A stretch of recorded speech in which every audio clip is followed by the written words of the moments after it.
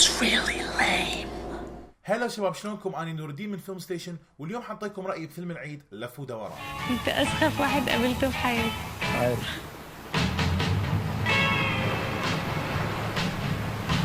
الفيلم هذا من بطولة أحمد حلمي ودنيا سمير غانم، انعام سالوسة، ميمي جمال، ووحدة روسية وكم واحد الآخر.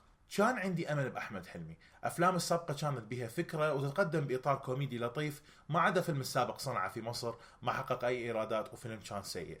بس هذا الفيلم بعد أسوأ. الفيلم مأخوذ كل شخصياته السخيفة من فيلم أمريكي فاشل اللي اسمه بلندد من بطولة آدم ساندلر. هذا الشيء ما دا أفتهمه، ليش الأفلام العربية دا تاخذ سكريبتات أو دا تسوي كوبي بيست من أفلام أمريكية فاشلة وتريد تنجح بأفلامها؟ يعني بهذا العيد نزل همينة البس عشان خارجين ماخذين من فيلم ديت نايت اللي همينة فشل بأمريكا. الكوميديا مبتذلة وكل مشهد يطول لك أكثر من 10 دقائق بس على مود يوصل المارك مال ساعتين. كل شوي أحمد حلمي يوقع على وجهه، هذا الشيء مفروض يضحكنا. ما أعرف أمن مسوين فيلم للأطفال والممثلين يقعدون يضحكون بيناتهم على مود يقنعونا أن المشهد ترى يضحك.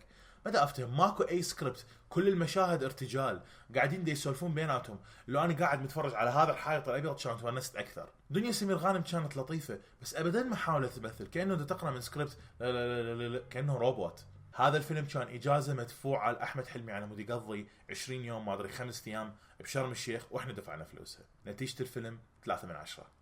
روحي للي حبتيه، روحي للي حبتيه. مش حافظة الباقي بقى.